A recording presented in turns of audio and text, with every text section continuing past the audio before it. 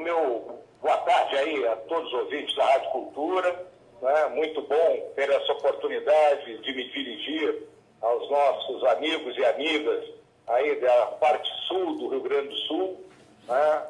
Meu estado natal, terra que eu tenho muita saudade, né? E nesse sábado, data extremamente significativa, 31 de março, 54º aniversário da Contra-Revolução, eu me sinto um privilégio poder ter essa conversa com vocês. Tá. General, vou fazer a primeira pergunta aqui, depois o meu sócio aqui do programa, sócio também no meu escritório de advocacia, o Júlio Lamin, uma notícia que a imprensa nacional noticiou, de que o senhor teria declarado que a intervenção federal no Rio de Janeiro, né, cidade aí que o senhor agora está morando, né, seria uma meia-sola. Então eu gostaria que o senhor falasse assim para a gente, né, até na sua opinião, né, qual seria então uma medida correta, uma medida certa para a gente pelo menos trazer para níveis aceitáveis essa violência que tomou conta aí do Rio de Janeiro e de grande parte do Brasil.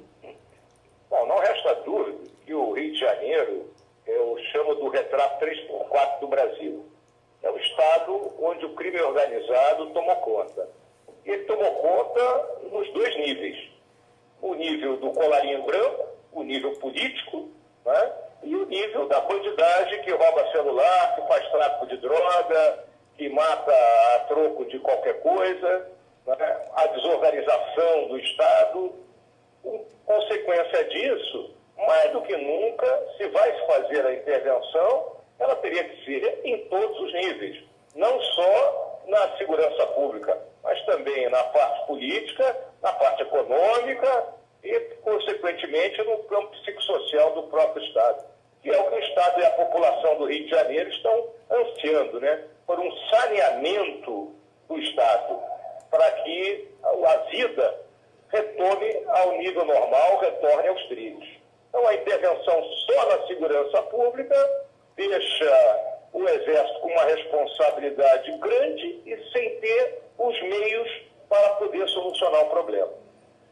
Sim, o general, aqui agora quem fala é o Augusto, o Júlio, filho do Augusto. Eu vou te fazer só um pensamento aqui e já vou concluir com a pergunta para o senhor. A gente está acompanhando, nos últimos, teve até uma notícia da Isto compartilhando a sua fala que o senhor fez no seu Facebook pessoal. A gente viu que diz que reverberou nos clubes militares, junto com a tropa e etc. O meu pensamento é o seguinte: eu tenho uma formação militar, sou egresso do Colégio Militar do Rio de Janeiro, mas fui para o mundo civil, sou advogado hoje em dia. Mesmo assim, eu tenho muitos amigos que hoje já são tenentes para sair para capitães. Eu estou vendo que a classe artística, na última semana, lançou aquele estrondoso seriado na Netflix, que foi um mecanismo que causou comoção aí nas redes sociais, etc. Só se falou disso. Ontem para hoje surgiu manifestos de juízes, procuradores e promotores que já estão contando com quase 800 assinaturas a favor da prisão da segunda instância. E aí a gente está vendo que a população ela sempre busca a palavra dos militares, que é sempre um bastião da moral. Eu falo isso porque, como eu comecei o meu pensamento, eu sou de família militar, eu tenho uma formação militar, eu sei bem o sentimento de cumprimento de dever, o sentimento de honra, de honestidade dos militares. Então, por isso que é normal, como guardião da Constituição Federal, os militares serem sempre lembrados. A Isto que provavelmente aparelhada por esquerdistas, botou ali no final, nada é tão ruim que não possa piorar, dizendo que se os militares voltassem a assumir alguma posição. E aí eu volto à palavra do Mourão, que o fez famoso no Brasil inteiro, e que muitas pessoas estavam esperando a palavra de um alto comando do Exército sobre a situação caótica que vive o país. Ele disse que estaria pronto para assumir. Diante de todo esse cenário, somado à manifestação popular que foi feita frente à visita do Lula aqui, que começou com o prefeito Lara, lá em Bagé, que expulsou ele a Alvadas, ele sequer conseguiu entrar em Passo Fundo, então o apoio popular a gente viu totalmente abrangente. É a hora de uma medida mais energética, caso esse verdadeiro, que a esquerda gosta de usar muito, golpe, ocorra no STF dia 4, é a hora do Exército tomar alguma posição. Qual é o seu pensamento dessa situação que a gente está vivenciando hoje, o general Mourão? O meu pensamento é muito claro, né? nós vivemos uma situação, uma crise, né, político-policial. A política foi tomada por elementos totalmente desqualificados, né, muito bem definidos pelo José Padilha, quando ele analisa o mecanismo, né, que domina as relações entre os poderes dentro do nosso país.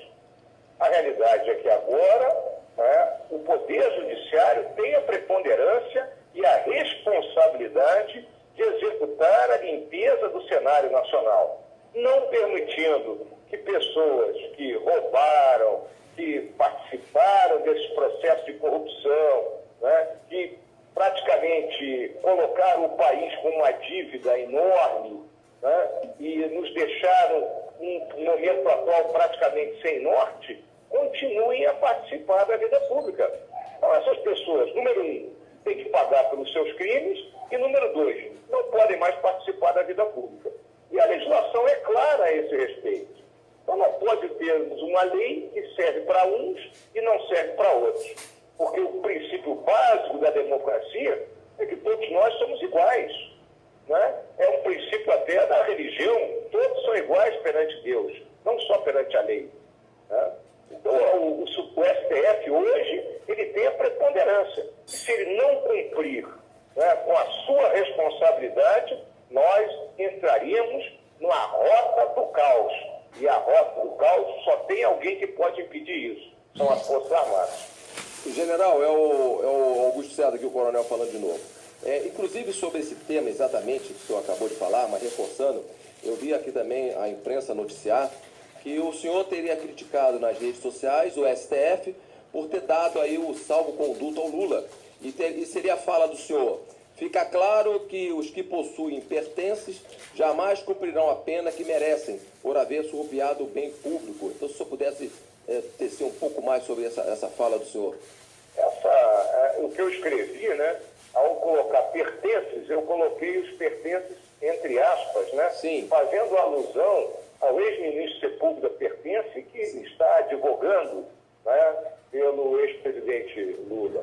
Né? Então, mostra claramente que no nosso país, o camarada que tem dinheiro e poder para pagar um bom advogado, ele jamais será preso, por piores que sejam os crimes que foram cometidos. Enquanto isso, as cadeias estão lotadas de ladrões de galinha. O camarada que roubou ali um celular, que roubou um tênis, ele está preso. Né? E um sujeito que surrupiou milhões, que surrupiou o futuro de uma geração de brasileiros, se considera impune.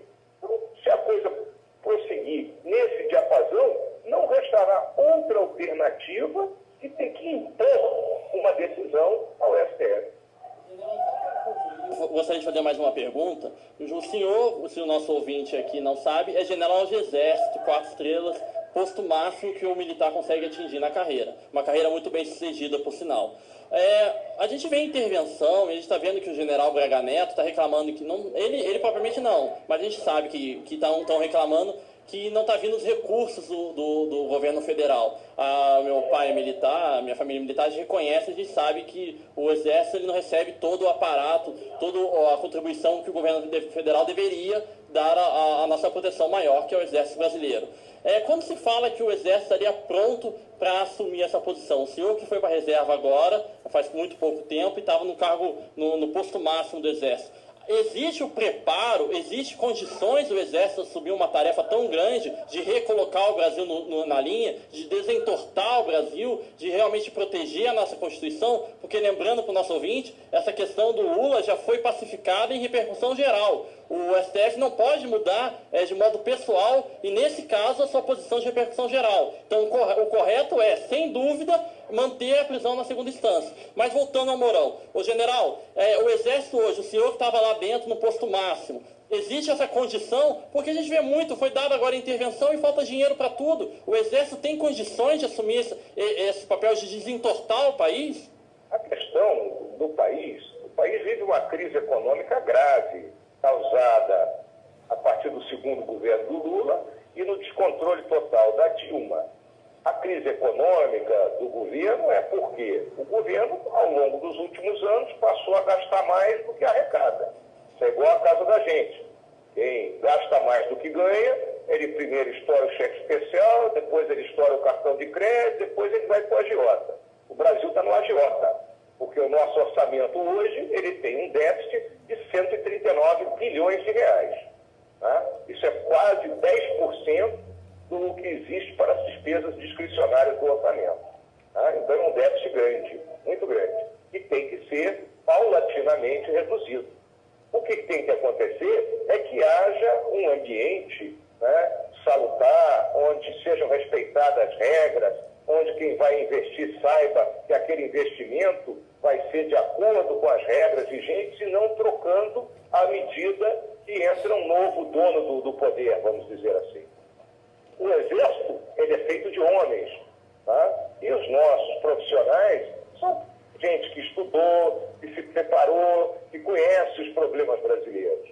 Então, o que se considera é que as Forças Armadas, vamos falar de uma maneira geral, elas promoveriam uma limpeza, uma faxina ética e depois nós entregaríamos o país, né, a quem tem condições de realmente ser um gestor e não ser simplesmente um político pela política abaixo. Essa é a grande ideia. General, eu sei que o senhor está aí em família, não quero ocupar muito o senhor, mas eu gostaria só uma perguntinha final, depois uma para terminar. O senhor também ganhou uma certa notoriedade pela coragem, e eu parabenizo o senhor pela essa coragem. Eu conheço o senhor já há muitos anos, né? O senhor foi meu instrutor na Academia Militar, então a gente sabe. O senhor judiou um pouco da gente, mas tudo bem, valeu, né? Mas a gente sabe da coragem que o senhor teve, que uma das críticas que o senhor fez, o senhor falou que o judiciário deveria expurgar da vida pública o presidente Michel Temer e todas as pessoas que não têm condições de participar da vida pública. Então, a imprensa atribui esse pensamento ao senhor, de antemão eu já parabenizo e pediria até que o senhor falasse um pouco mais sobre essa coragem, realmente, de falar, em plena vigência do presidente, que o judiciário deveria tirá-lo da vida pública. Augusto, veja bem, há 48 horas atrás, todo o entorno próximo do presidente da República foi preso. Né? Uma investigação já vem de algum prazo, conduzida pela Procuradoria-Geral da República, com aprovação do ministro Barroso do STF, que determinou as prisões. Isso é um fato inédito, vamos colocar assim. E ele não pode ser que não sabia de nada, como diz o Lula, né?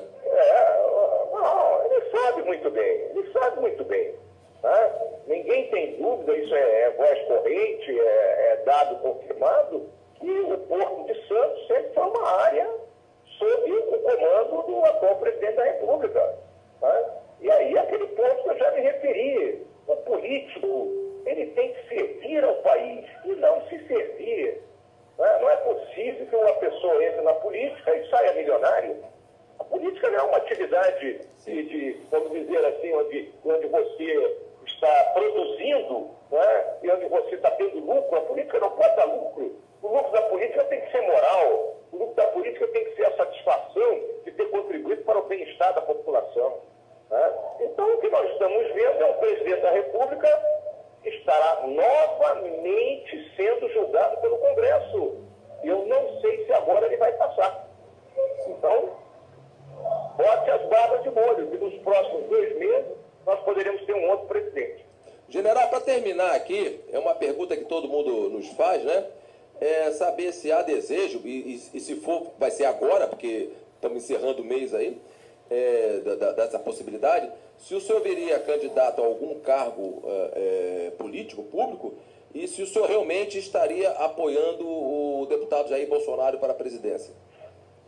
Eu já deixei bem claro isso em diversas ocasiões, e eu estou como candidato à presidência do Clube Militar aqui no Rio de Janeiro, de onde eu pretendo, com mais um grupo de oficiais, apoiar as candidaturas oriundas do meio militar, assim como outras candidaturas de caráter nacional, que tenham visão de país, ou seja, contribuindo para a melhoria do processo político de uma forma geral.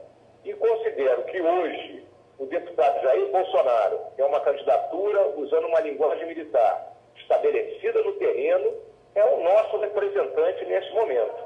Então, usando até uma frase que é atribuída aí à época da Revolução Russa, que falava de todo o poder aos soviéticos, vamos colocar todo o poder ao Bolsonaro.